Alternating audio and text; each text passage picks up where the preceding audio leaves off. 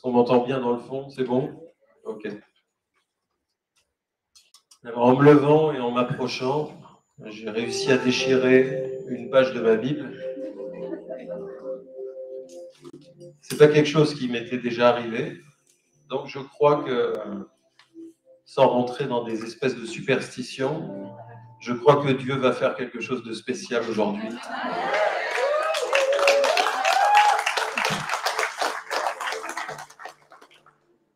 Avant toute chose, je voudrais remercier les pasteurs André et Sylvia pour cette organisation.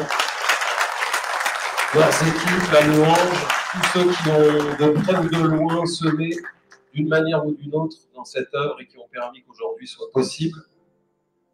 Est-ce qu'on peut encore acclamer le Seigneur pour eux?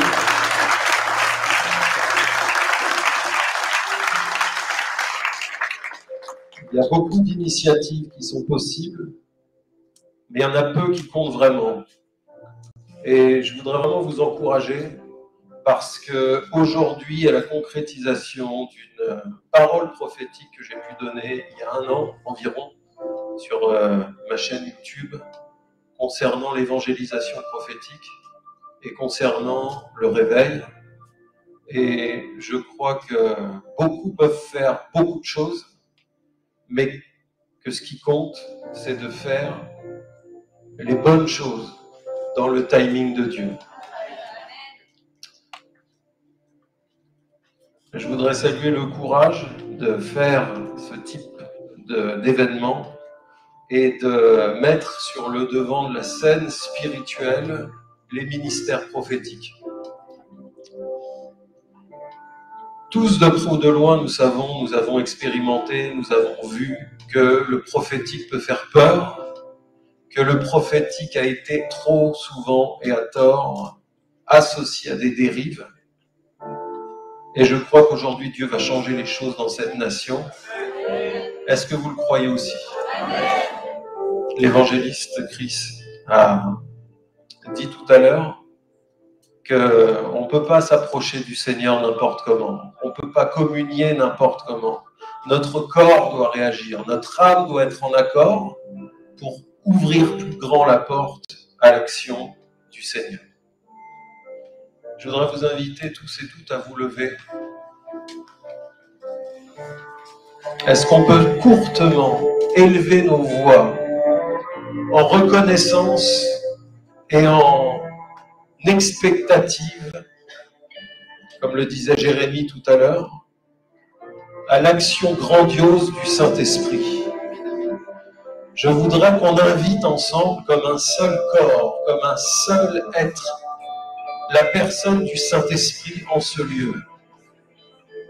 Lui seul est capable, en 1 seconde, de faire basculer ta vie des ténèbres à la lumière. Lui seul est capable de faire sécher tes kystes au-dedans de toi, de les faire disparaître. Toute trace de maladie et de tumeur, même les tumeurs de l'âme qui ne se voient pas. Et je crois que Dieu va faire plus que ce à quoi nous nous attendons aujourd'hui. Mais comme l'a dit Jésus, lorsque le Fils de l'homme reviendra, trouvera-t-il la foi? Je veux t'inviter aujourd'hui à avoir la foi pour celui qui est à côté de toi. Et à pousser ta foi pour tout t'arranger. À inclure ta famille dedans et tous ceux qui sont perdus autour de toi. Est-ce qu'on peut lever nos voix ensemble? Dans l'esprit. Parce que l'homme est capable de faire tout un tas d'œuvres, mais sans l'esprit du Seigneur, nous ne sommes que de l'airain qui résonne, des cymbales creuses.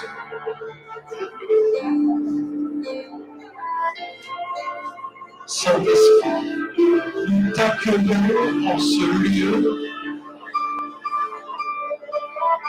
comme les 120 qui t'attendaient patiemment sur l'ordre de Christ pour que la promesse du Père s'accomplisse. Saint-Esprit, toi qui ne regardes pas à l'apparence, mais qui regarde au cœur, Toi qui sondes les cœurs et les reins. Toi qui dissous les calculs dans les reins. Toi qui produis signes et prodiges, miracles en dessous des cieux. Ne permets à personne de repartir comme il est venu.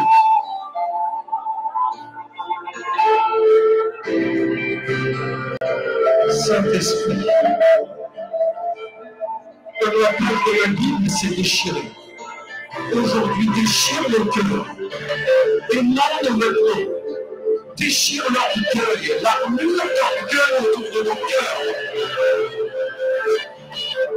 Tout ce qui nous a élevés injustement par nos propres forces. Fais basculer cette nation. Le thème n'est pas anodin. L'évangélisation prophétique. C'est l'accord des ministères. C'est le témoignage de l'unité du corps de Christ. Fais trembler ce lieu, Saint-Esprit. Ni par force, ni par puissance, mais par ton esprit.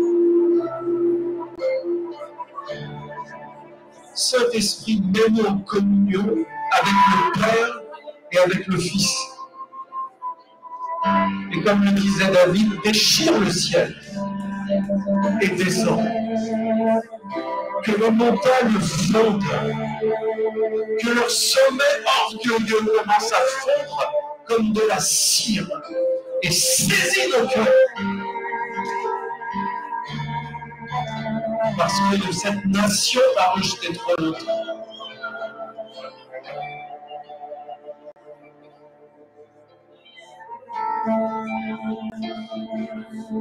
Si vous voyez Raïssa passer en dansant, si vous voyez des choses bizarres, ne vous comprenez pas, mais acceptez la liberté et l'ordre qu'établit le Saint-Esprit dans son Église. Et je dis bien ordre spirituel et non désordre humain. Trop souvent, l'ordre de la chair a été appelé désordre par le Saint-Esprit. C'est pourquoi nous sommes au courant continu et que les différents orateurs ici partagent le même esprit. Ce qui a été amorcé ce matin et en ce début d'après-midi continue maintenant. C'est pourquoi tu repartiras guéri et délivré. Ce que Dieu a commencé, il termine toujours. Élevons-le à quelques instants et de tout ton cœur, tu vas demander au Saint-Esprit de toucher ta vie définitivement. Que ce soit un jour de basculement pour ta vie, pour ton existence, pour ta communion personnelle avec le Seigneur, pour que tu puisses devenir un signe, pour que Dieu fasse de toi plus que tes mots, plus que tes vecteurs de communication, plus que tes raisons, que bouche fermée tu deviennes un signe pour cette nation. Et que la bouche des rois se ferme à cause de toi, mais plus encore à cause de Christ en toi. L'espérance de la gloire.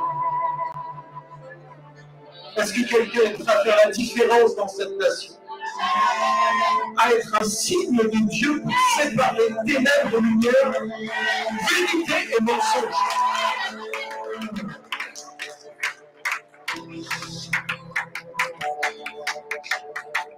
Saint-Esprit, unis ton peuple, unis notre esprit avec le tien, pour que les limites du royaume s'étendent, pour que les âmes soient sauvées, pour que les âmes ne se convertissent pas à une idéologie ou à une pensée, ne se convertissent même pas à un miracle, mais que tu produises le miracle au-dessus de tous les miracles, de faire naître de nouveau un esprit. Cet esprit souffle sur nous. souffle sur nous aujourd'hui. Souffle en ce lieu. Souffle en ce lieu. Fais de ton peuple des bannières. Librement agité par le vent de ton esprit. Saint-Esprit, libère ton onction sur tes enfants. Libère ta grâce, ton fruit et toutes ses conséquences sur ton peuple, afin de faire de nous des témoins à Paris, en France et jusqu'aux extrémités de la terre.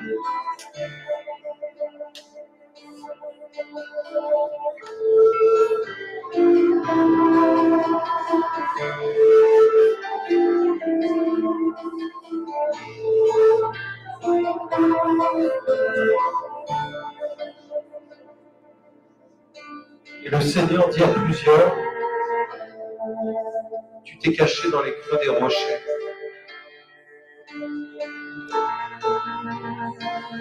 Tu pensais que l'eau allait être stockée dans le creux des rochers. Mais aujourd'hui, tu constates que le Seigneur a changé tes rochers en un désert et qu'il ne te reste que quelques gouttes pour subsister.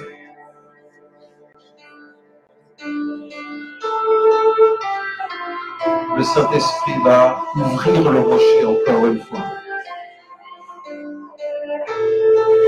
Des eaux vives vont couler sur toi et ta vie spirituelle va prospérer.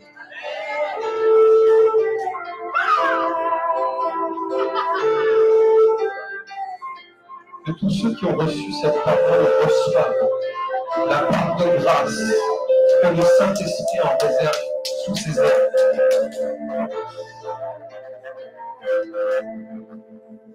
Merci Seigneur. Est-ce que nous sommes prêts à laisser le Saint-Esprit faire de nous des adorateurs par son esprit et en Jésus-Christ la vérité?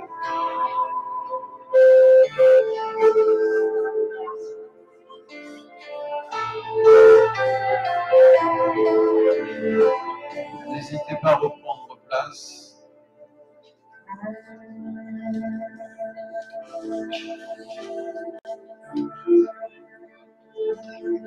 Je vais commencer le message.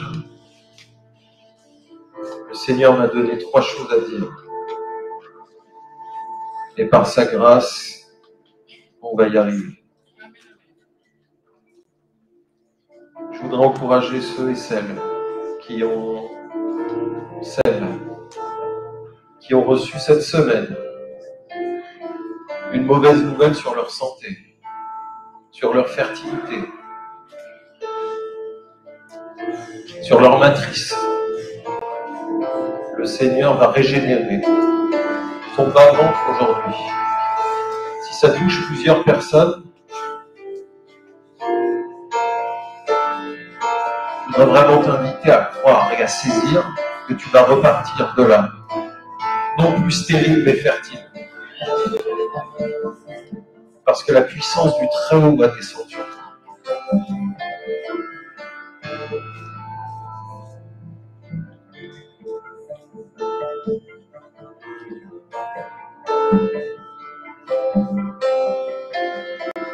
Nous sommes dans une conférence de réveil, on cherche le réveil, on attend le réveil.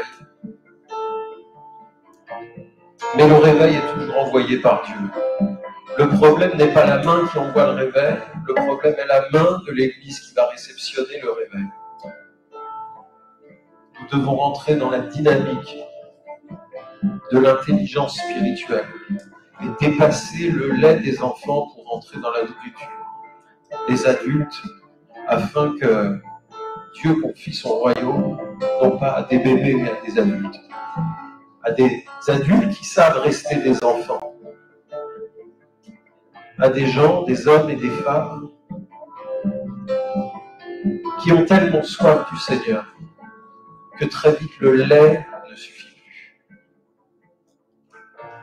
Et si on regarde un peu l'Écriture, on voit que les temps de la fin de l'Église seront toujours marqués comme les premiers. Les premiers temps de l'Église ont été apostoliques et prophétiques. Les temps de la fin sont apostoliques et prophétiques. Voilà pourquoi Dieu fait le pari à travers vous. Parce que vous êtes l'Église. Vous êtes le corps de Christ. Et quiconque entend ce message et qui a donné sa vie au Seigneur est concerné pour se lever et se mettre en marche, conduit par le Saint-Esprit, pour le laisser rétablir le mandat prophétique de l'Église. Les derniers mots des derniers chapitres du livre de l'Apocalypse nous rappellent que c'est l'Esprit et l'Épouse qui vont dire au Seigneur de venir. Nous sommes prêts à laisser le Saint-Esprit faire de nous l'Épouse.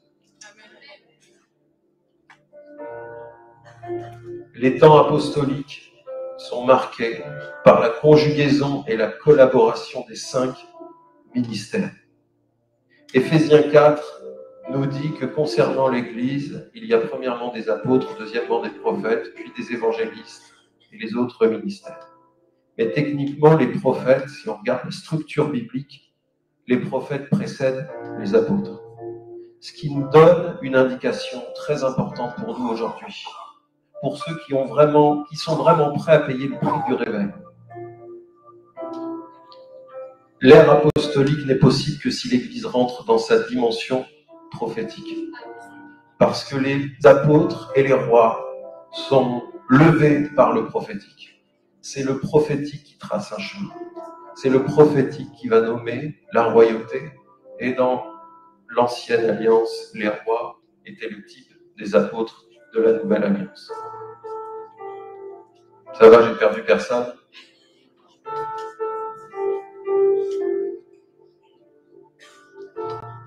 Si des prophètes se lèvent, si Dieu permet aux prophétiques de se lever aujourd'hui, c'est pour réveiller l'Église et pour revenir à une ère apostolique dans une dimension prophétique.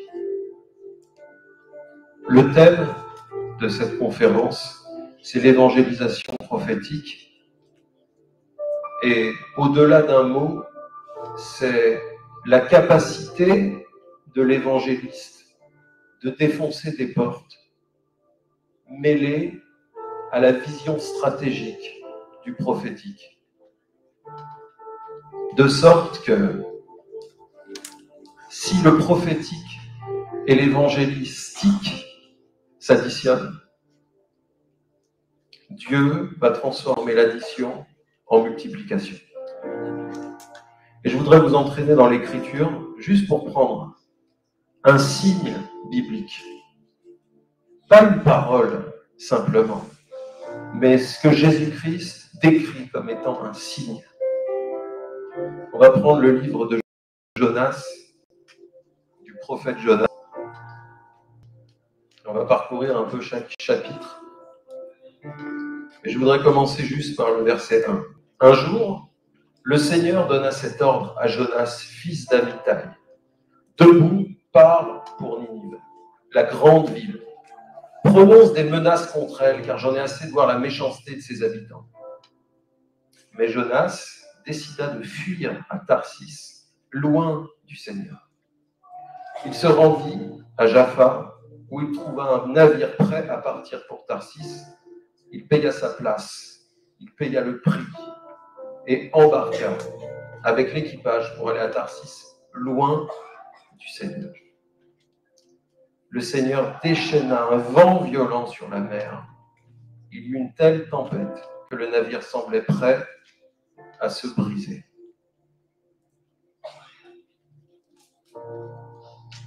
Vous savez que Jonas est un prophète. Il est prophète en Israël. Et à cette époque, l'Assyrie, avec sa ville, sa capitale Ninive, c'est le pire ennemi. C'est comme si Dieu te demandait, je ne sais pas si tu as vécu un abus sexuel, mais c'est comme si Dieu te demandait d'aller évangéliser ton violeur. C'est comme si Dieu te levait et te disait, va vers celui qui t'a fait le plus de mal possible. Celui envers qui le plus de haine dans ton cœur est trouvable. Et va lui annoncer mon amour.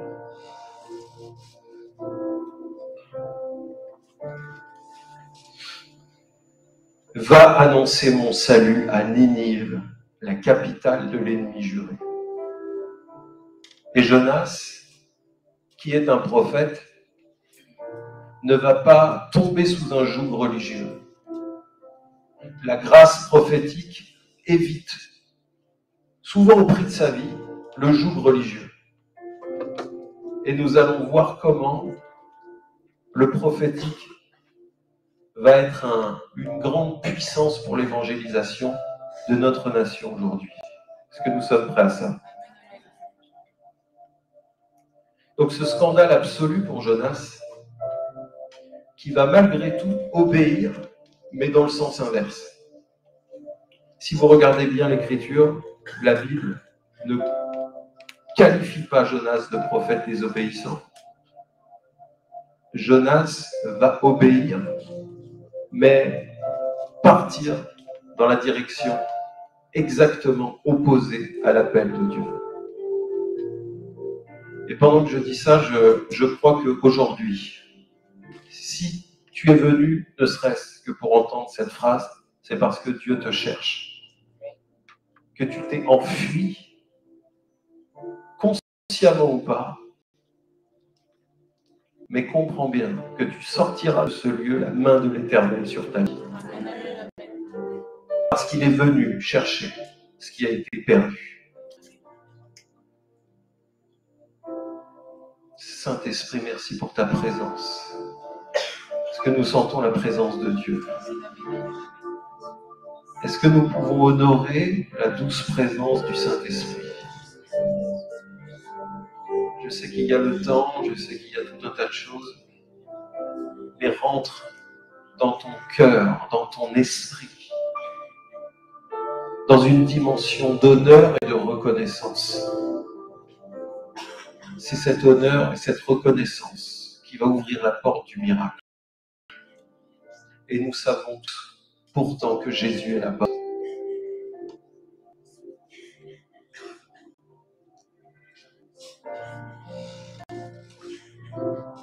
Merci Saint-Esprit pour ce que tu es en train de faire. Maintenant, dans les vies, tu es en train de réconcilier le cœur des enfants avec le Père. Tu es en train de sortir de la chaise qui est à l'intérieur de l'âme, qui est vissée au sol, ceux qui se sont éloignés de toi, par blessure, à raison ou à tort. Tu es en train de saisir les âmes. Tu es en train maintenant, à cet instant précis, d'opérer des guérisons dans les corps. Tu es en train d'effacer et de restaurer les personnes victimes des conséquences d'un abus.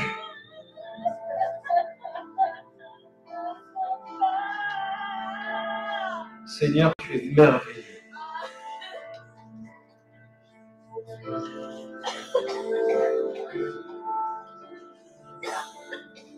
Tu libères ton peuple. Parce que c'est dans le calme, dans la paix, dans la tranquillité qu'est notre force. Merci pour ta puissance, Saint-Esprit, pour le témoignage de Jésus, concrètement dans les vies maintenant. Tout ennemi, tout squatteur, indésirable, doit partir, doit quitter ce lieu et quitter tout corps sur lequel le sang de Jésus est invoqué parce qu'il est le temple du Saint-Esprit. Merci Saint-Esprit.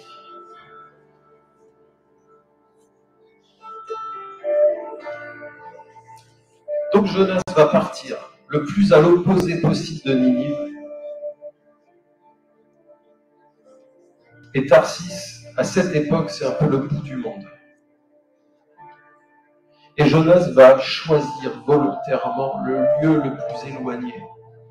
Le lieu le plus éloigné de la volonté du Seigneur, Parce que même dans ces tentatives de désobéissance, le cœur, l'esprit prophétique qui anime Jonas ne peut s'éloigner de Dieu. Et parce qu'il ne peut s'éloigner de Dieu, il va provoquer Dieu pour que Dieu aille le chercher. Est-ce que quelqu'un est prêt et sent en lui la provocation divine, le Seigneur qui vient te chercher, là où tu t'es arrêté dans ta marche avec lui, pour un retour authentique à l'Éternel? On parle de grands prodiges, on peut faire beaucoup de bruit. Mais le miracle et le réveil, la gestion du réveil et la transformation du visage de la France ne passera que par la circoncision du cœur, que par le retour à l'Éternel des cœurs les plus blessés, les plus endurcis et les plus rebelles. Et je voudrais dire à quelqu'un que ta rébellion, peut-être que tes frères et tes sœurs t'ont pointé du doigt en te disant rebelle, pécheur. Mais Dieu te dit, je connais la source de ta rébellion. Et il y a des gens ici, vous serez guéris aujourd'hui parce que le Seigneur va guérir la source de ta rébellion. Et la source de ta rébellion, c'est une blessure, une incision, une souffrance, un rejet, une cicatrice qui ne guérit pas. Si tu as besoin que l'Éternel pense tes plaies, je t'invite à lever ta main, là où tu te trouves, et à croire que le Saint-Esprit maintenant passe sur cette plaie dans ton âme. T'as mis du scotch, t'as mis des sparadraps, mais l'huile du Saint-Esprit couvre ta plaie maintenant afin de te restaurer,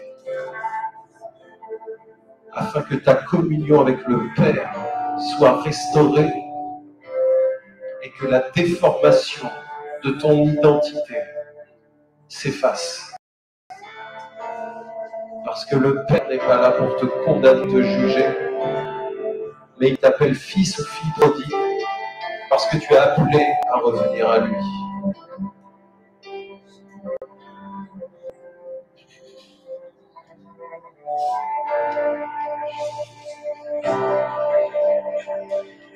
Une des caractéristiques du ministère prophétique, c'est que le prophète ne va pas juste porter un message. Il va incarner et devenir le message par sa propre vie. Voilà pourquoi il y a tant de peur, tant de gêne derrière. Parce que le prophète ne peut pas venir avec un masque, mais il vient pour ôter les masques. S'il y a des masques dans ta vie, et Dieu sait combien l'Église a porté de masques différents.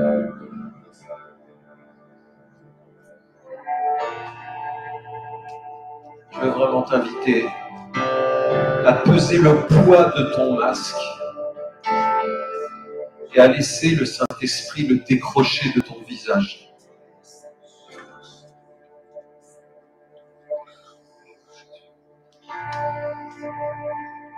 Jonas va devenir le message du Seigneur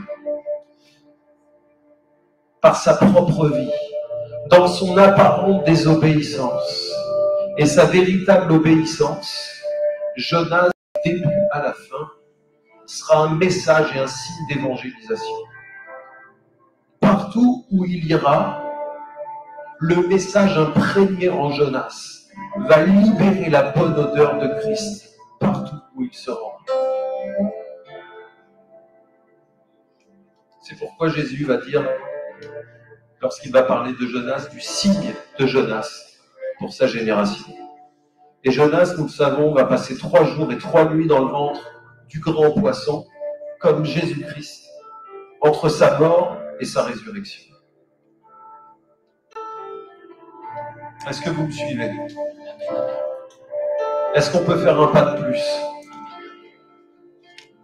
Je crois que le Saint-Esprit travaille le cœur de l'Église de l'Église corps de Christ dans cette nation, parce qu'il peut sembler évident que les 3 jours, les 3 nuits passés dans le ventre de la terre, dans le ventre du poisson, entre Jonas et Christ, peut nous faire croire que nous avons saisi l'entièreté du message.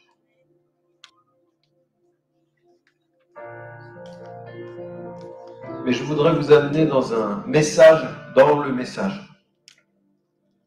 Lorsqu'on creuse un peu l'Écriture, il y a un signe prophétique caché en Jonas. Est-ce que vous me permettez de vous entraîner dans ce signe prophétique qui te concerne toi aujourd'hui?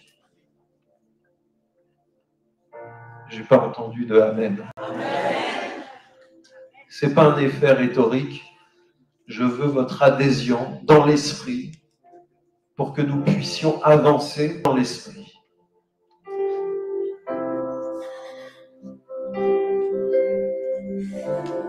La Bible n'est pas un livre comme un autre. La Bible est la parole de vie. C'est une parole vivante qui est vraie en tout temps et dans toutes les époques, dans toutes les cultures, dans toutes les langues, dans toutes les personnalités, dans toutes les histoires familiales, dans tous les drames et dans toutes les joies. La Bible parle de la même manière, elle nous rejoint partout où nous nous cachons. Donc Jonas va libérer, le Saint-Esprit à travers l'histoire de Jonas va libérer pour nous en France ici et maintenant en cette saison précise sur l'horloge de Dieu des indications cruciales pour que nous puissions faire le pas de plus. Est-ce que vous savez que Jonas, le nom Jonas signifie colombe? Jonas est donc en lien direct, étroit, dans sa personne et dans sa personnalité avec le Saint-Esprit. Jonas a été un signe pour la génération qui a crucifié Christ. Mais Jonas est également aujourd'hui un signe pour la France. Est-ce que vous savez pourquoi? Pourquoi Jonas est pour nous un signe aujourd'hui dans cette nation? Parce que ce qui manque à l'Église en France, c'est la présence et la puissance du Saint-Esprit. C'est l'onction de son esprit qui nous manque pour faire la différence entre le Christ de la religion chrétienne et le Christ qui est la parole vivante. Vous connaissez cette parole de l'Écriture qui dit que la lettre tue mais l'esprit vivifie. Comment la même lettre peut d'un côté tuer et de l'autre vivifier? Parce que Dieu parle dans la présence de son esprit.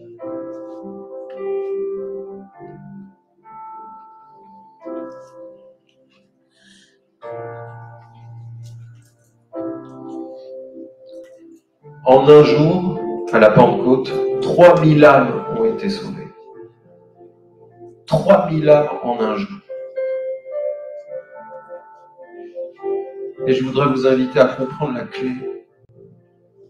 L'Église s'est fourvoyée en cherchant la puissance.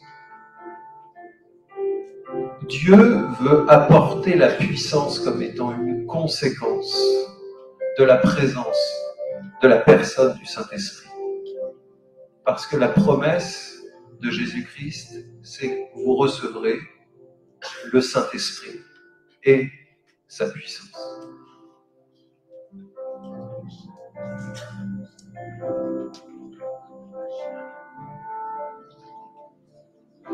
Pour être efficace, nous avons besoin d'œuvrer dans la présence et par la puissance du Saint-Esprit. Et Jonas est un signe parce que, comme l'Église en France, la parole est connue. L'Église en France connaît Jésus. L'Église en France connaît la lettre. Nous savons citer les versets.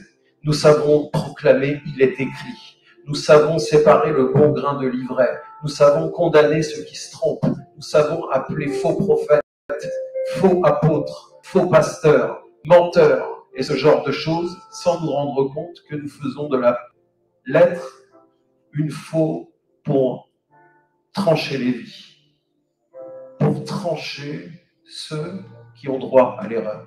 Est-ce que vous savez que vous avez droit à l'erreur? On prêche une grâce que nous ne vivons pas. On prêche un message, mais nous vivons juste à côté, en parallèle de ce message, sans jamais le croiser, sans jamais que nos routes ne rencontrent véritablement le Dieu de la grâce. Nous avons le vocabulaire de la grâce, mais nous n'avons pas la substance de la grâce.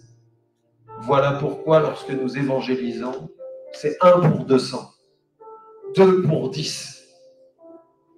Et que ceux qui sont véritablement touchés, ce sont ceux qui nous voient vivre. C'est le temps pour cette nation de laisser le Saint-Esprit circoncire nos cœurs et faire de nous des signes comme Jonas, des témoignages vivants qui ne cherchent pas à profiter des conséquences de l'Évangile, du nombre de vues sur ces réseaux,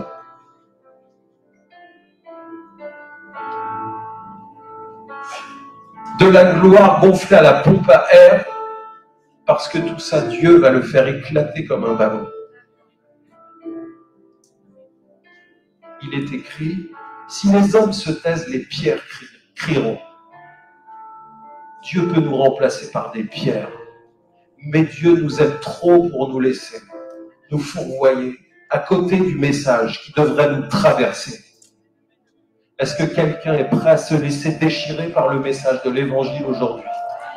Est-ce que quelqu'un est prêt à laisser le Saint-Esprit déchirer son propre cœur? Pas avec tes mains, mais avec les siennes. Est-ce que tu es prêt pour voir à travers les mains de Jésus-Christ son visage et la couronne d'épines qui a fait de lui un roi de souffrance parce qu'il a porté la tienne en portant tes maladies et tes iniquités? Il a ôté tout droit à Satan sur ton existence.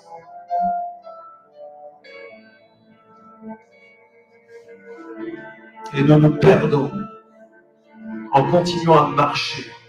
Nous avons reçu une lumière que nous avons mis sous nos lits et nous avançons dans des ténèbres sans comprendre que Dieu s'est rendu dépendant de nous.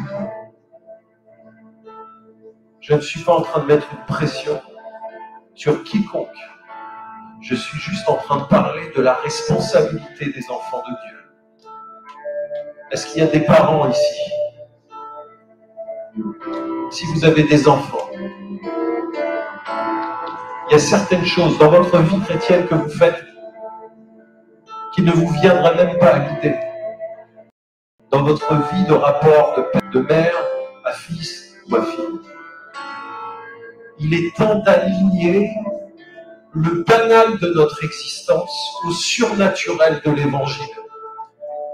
Il est temps de vivre l'Évangile dans la présence de Jésus-Christ par le Saint-Esprit pour qu'il puisse enfin, à travers toi, libérer sa puissance. Pour que les gens ne se convertissent pas parce que tu es un guérisseur ou un voyant, mais qu'ils se convertissent à Christ parce qu'ils l'ont rencontré à travers toi, à travers ta personnalité, parce que tu as su pardonner l'impardonnable.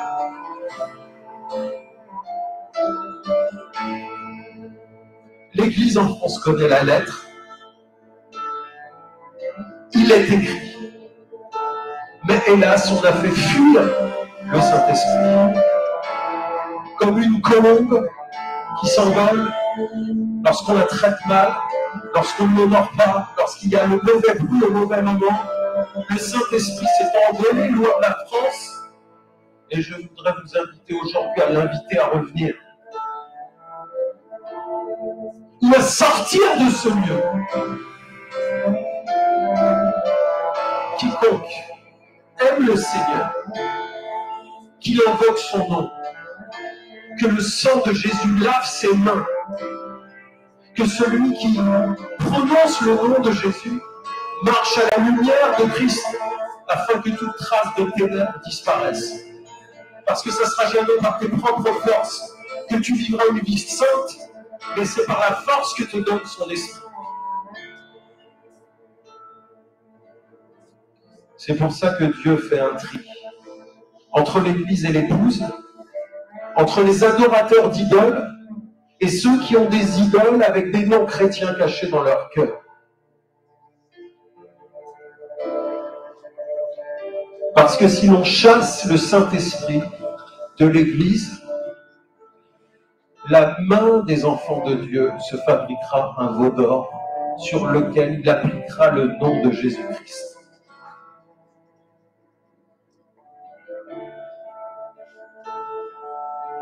Est-ce que je parle à quelqu'un?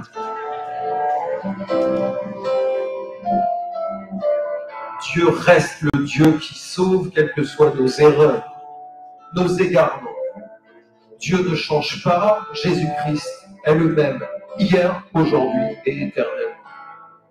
Il est le Dieu qui sauve et Jonas a fui Dieu, justement parce qu'il sait qui il est. La force du prophète, la force de la prophétesse, la force de l'identité prophétique de l'Église, c'est la connaissance et l'intimité du Seigneur. Pas pour voir dans ta vie ce qui cloche, mais pour voir ce que Dieu voit dans ta vie qui t'éloigne de lui. C'est pourquoi l'apôtre Jean va dire « Fuyez les faux prophètes ». Les faux prophètes sont ceux qui vous rendent dépendants d'eux pour vous approcher de Christ. Si tu as besoin d'une chaîne YouTube, si tu as besoin d'un homme ou d'une femme, si tu as besoin d'un ministère comme un relais, un relan pour ta vie chrétienne, tu es en danger. Les ministères sont là pour faire grandir le corps de Christ, mais pas pour se mettre en travers de ta route dans ta communion personnelle avec le Seigneur. Ils sont là, comme le disait Christ tout à l'heure, pour te connecter à la source de vie, pour que la sève véritable de l'arbre de vie commence à abreuver ton corps et ton âme et que tu sois guéri. C'est pourquoi avant de guérir, Jésus disait « Je le veux, sois guéri ». Parce que c'est aussi simple et que nous avons rendu les choses tellement compliquées.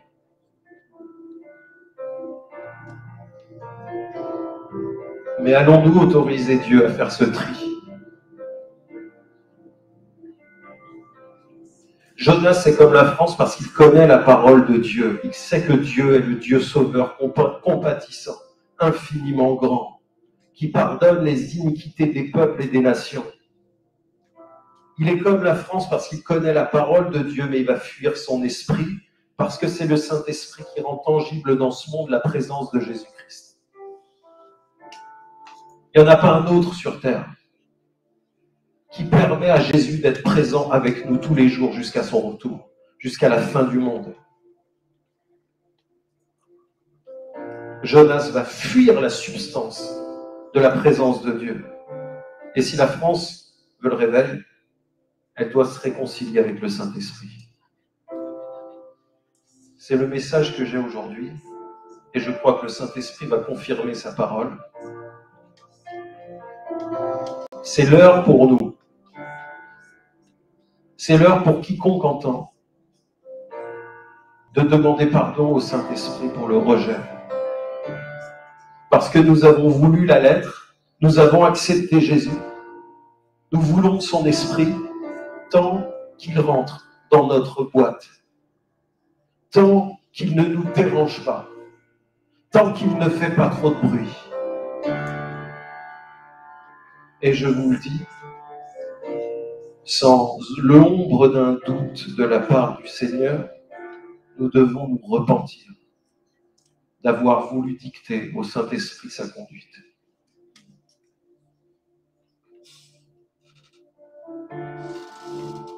Est-ce que ça parle à quelqu'un?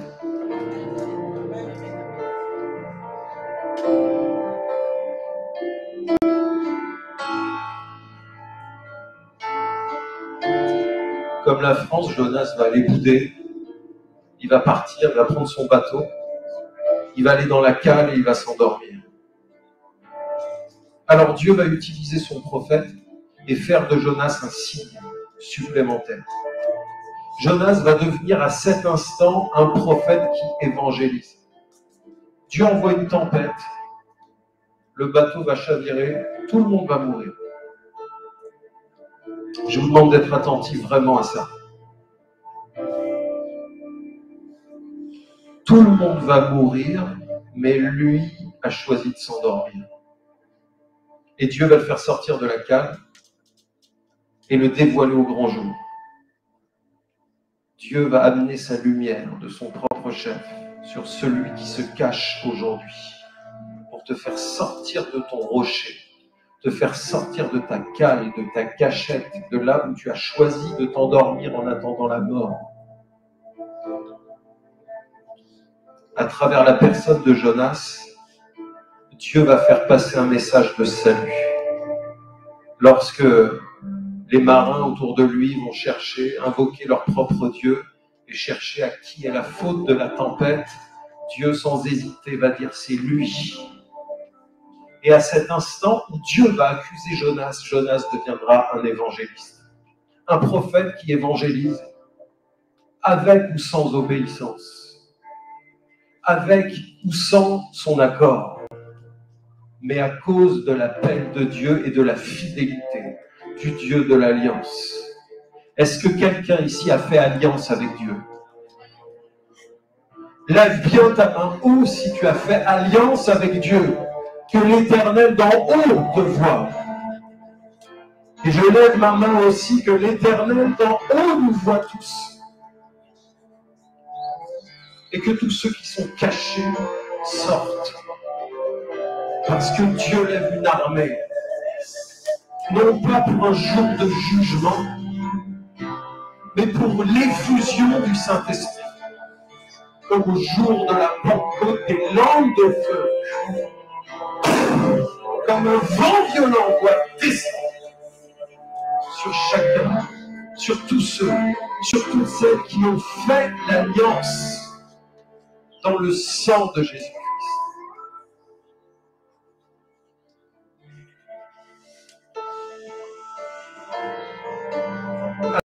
À travers la désobéissance de Jonas, renversé, séparé, trié, l'erreur de la vérité, les ténèbres de la lumière, la vérité du mensonge. Il va montrer que les dieux des nations ne sont qu'hypocrisie et du vent, mais qu'il est le vrai Dieu, le Dieu d'Israël, le créateur du ciel et de la terre. Il a fait tout ce qui s'y trouve. Il a constitué chacune des cellules de ton corps. Comment peux-tu croire qu'il n'est pas celui qui guérit? Et si tu ne guéris pas, demande-lui pourquoi tu ne guéris pas. Demande-lui quel est son projet, quel est son plan. Si c'est toi qui empêches la guérison, ou si en priant pour ta guérison, tu empêches Dieu d'agir dans ta vie parce qu'il a quelque chose à te dire. C'est l'écart entre le bébé et l'adulte. Entre l'enfant et celui qui a atteint la majorité. Est-ce que quelqu'un est prêt à grandir aujourd'hui? Parce que l'œuvre de Dieu ne grandit qu'à travers des gens qui grandissent.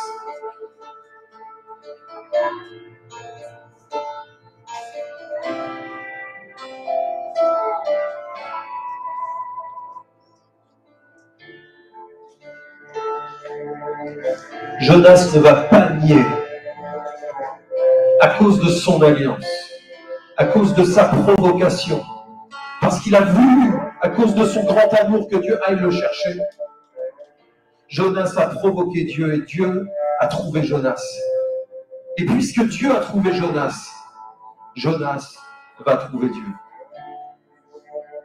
Il va accepter de payer le vrai prix, qui n'est pas le prix du voyage, comme écrit dans les versets précédents. Mais il va payer le vrai prix du voyage, qui est le prix prophétique de sa vie, en rançon de l'équipage du bateau. Et à cet instant précis, Jonas va devenir un signe christique pour sa génération.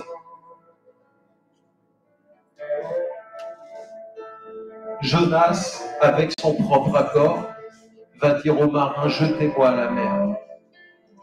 Les marins vont dire que son sang retombe sur lui. Et Jonas sera jeté dans les profondeurs de la mer. Et la mer dans la Bible, c'est le symbole des peuples, des multitudes de peuples et des nations. Jonas, comme prophète évangéliste, sans ouvrir la bouche, juste à cause de sa présence, va être le signe de Christ qui meurt pour le salut des nations. Jonas sera jeté au cœur de la mer et il va rajouter une chose, je suis descendu jusqu'à la racine des montagnes. Si la mer, elle est peuple, la racine des montagnes, c'est la racine du cœur du monde. Ce qu'il y a de plus sombre et de plus tordu, c'est cet endroit vers lequel le Seigneur envoie ses enfants. Parce que plus les ténèbres se densifient, plus la lumière brille. Est-ce que quelqu'un est prêt à payer ce prix?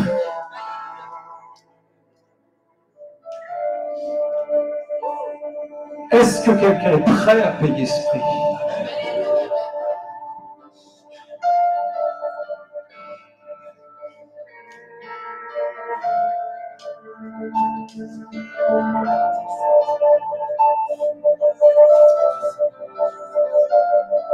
Et c'est là, si vous me permettez de faire un dernier pas supplémentaire, que ça va devenir intéressant et concret pour nous. Est-ce qu'il y a ici un peuple d'évangélistes?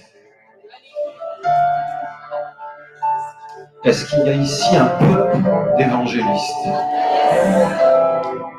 Est-ce qu'il y a ici des gens qui attendent leur manteau prophétique, gardé en suspens pour des temps comme celui-ci dans le corps de Christ? Est-ce que vous êtes prêts à ouvrir votre cœur à celui ou à celle qui est différent de vous, dont la communion avec le même Dieu, le même Seigneur est différente, et vous ne la comprenez pas, et elle vous défrise, mais elle est vraie? Est-ce que vous êtes prêts à tendre la main pour vous laisser entraîner là où vous ne savez pas?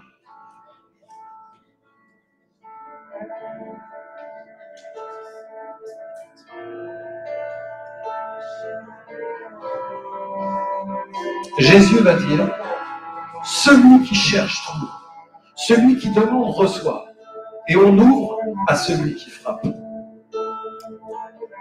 Spirituellement, ça veut dire que Dieu a préparé des portes, qu'autour de ces portes, il y a des gardiens, et il y a ceux qui ouvrent. Si tu frappes dans la porte, si tu es dans l'alliance en Christ, Dieu va toujours placer quelqu'un à côté de cette porte pour l'ouvrir ou pour la fermer.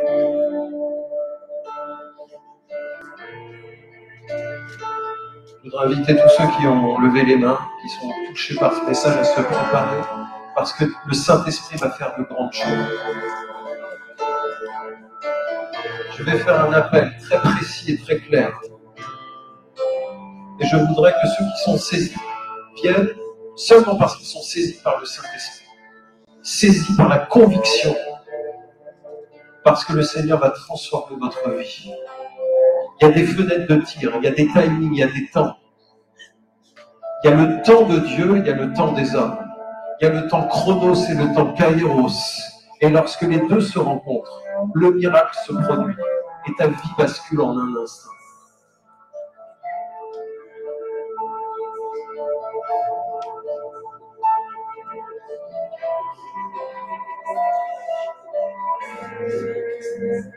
Jonas va se perdre dans l'eau des nations et Dieu, dans sa bonté et sa miséricorde, gratuitement, de son propre chef, va envoyer le poisson pour évangéliser Jonas. Une fois dévoré par le poisson, Jonas va faire cette prière. Parce que le poisson christique qui a dévoré Jonas, dans sa présence, ton cœur ne peut que se briser. Ce qu'il y a de plus dur en toi ne peut que se fissurer. Parce que personne ne résiste dans la présence de Dieu. Tu peux fuir sa présence, mais tu ne peux pas ne pas voir ta vie transformée dans sa réelle présence.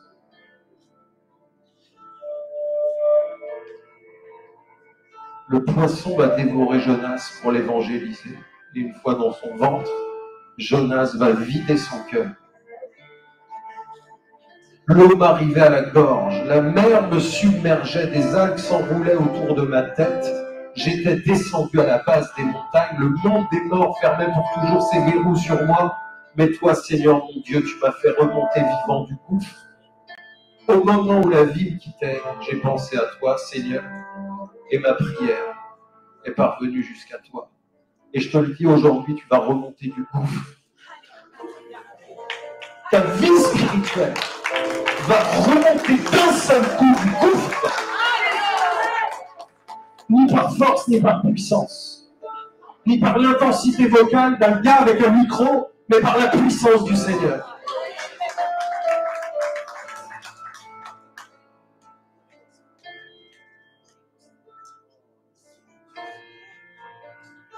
Dieu veut lever un peuple. Dieu veut vous lever. Et vous allez comprendre le principe très vite. Jonas, le signe de Dieu, sera dévoré et va se repentir, se convertir et rencontrer Christ dans sa présence, dans le ventre du poisson. Ainsi, spirituellement, comprenez bien le mécanisme. Dieu va faire du poisson une porte pour Jonas. Une porte de salut pour Jonas. Et de la même manière, Jonas, le prophète, va être imprégné par le Dieu qu'il a rencontré. Il sera recraché sur la rive, loin des nations, mis à part d'entre la mer et les eaux des nations. Jonas sera prêt pour apporter un message d'évangélisation à Ninive, le pire ennemi, la pire ville de l'époque, pour le contexte dans lequel se trouve Jonas. Ninive, la ville tout entière, des hommes jusqu'aux animaux vont se repentir. Et à cet instant précis, Dieu va faire de Jonas une porte de salut pour Ninive. Je voudrais vraiment vous inviter à vous lever. Tous et toutes, maintenant.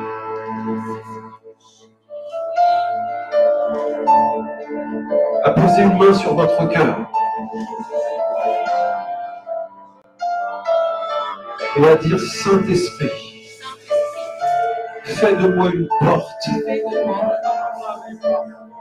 de moi, même quand je me tais, même quand je dors, une porte de salut pour ma famille, une porte de salut pour mon travail, une porte de salut pour ma région, une porte de salut pour ma nation.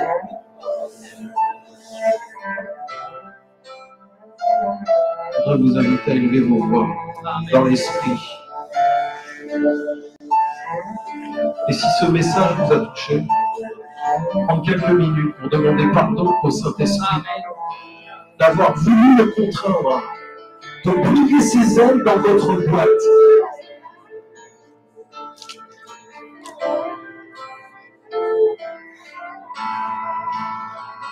Et avant de vous inviter à vous approcher,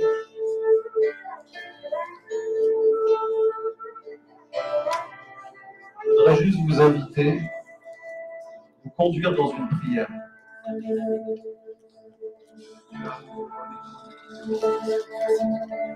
Gardez une main sur votre cœur.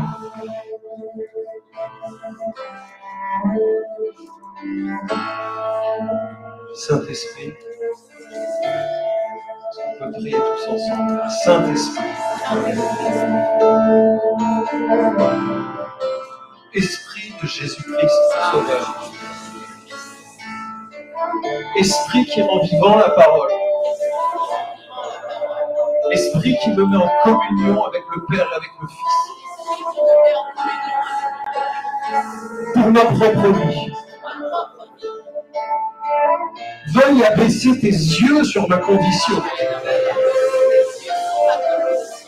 et pour ma propre vie, ceux de mes frères et sœurs, de mon Église, de là où je vis et de cette nation qu'est la France, qui est un pays prophétique, une nation prophétique, de laquelle le code prophétique doit émerger. Comme au temps de la contre-pierre, pour crier, après de multiples reniements, annoncer que le salut est toujours valable. Saint-Esprit descend, visite ton peuple aujourd'hui, pardonne ton peuple aujourd'hui.